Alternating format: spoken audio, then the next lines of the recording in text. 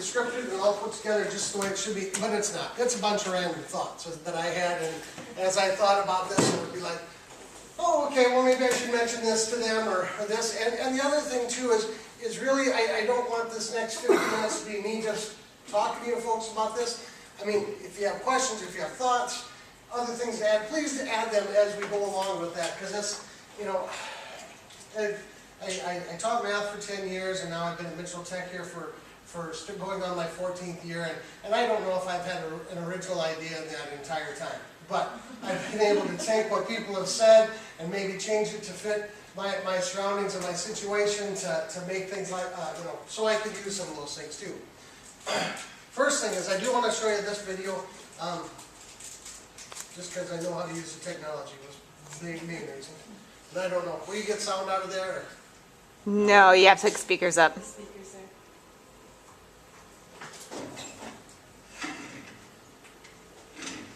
They are plugged in, so long as you plug in the computer, it should be good.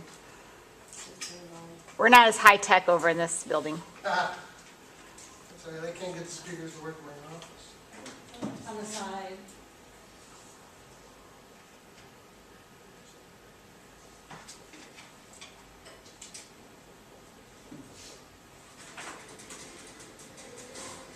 All right.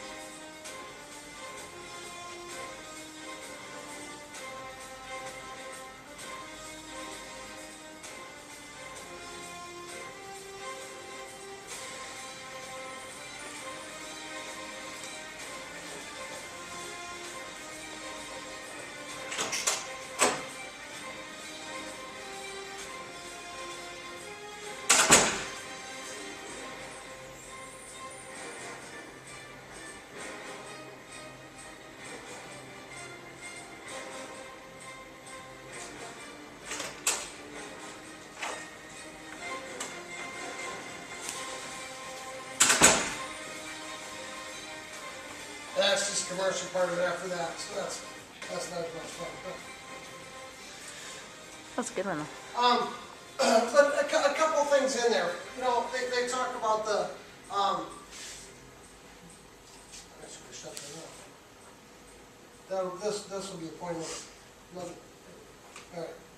All right. You know, they talked about the age of people being leaders doesn't matter. I remember I was at a football camp when I was just starting my coaching career, and one of the coaches really kind of wasn't leading this group that I thought correctly and everything else like that. And basically another coach said, well, if you don't like it, step in and do something about it. And so some of those times you have to do those things. I got a little football in my office that I got from a friend of mine. It says, pick up, it's a little football, it says pick up and run with the ball. If you don't, someone else will. And those are some things that, you know, that kind of stick with you as you go along with some of those things too. Some other things. Fair is not always equal. Equal is not always fair. For those of you in here that have children, you will know exactly what I'm talking about with your children. You know, I have 2 children, and they say, well, that's not fair. Well, it doesn't need to be fair. Things don't have to be equal between everyone. If you're working with different people in an office area, something might be different for you than someone else, and that's the way it is. It's just, it's fair, it might not be the same, and if something is the same, it doesn't always necessarily need to be fair too. In our office area, some of us are salaried and some have to punch the time clock. Is that really fair? No, probably not, but that's the way it is.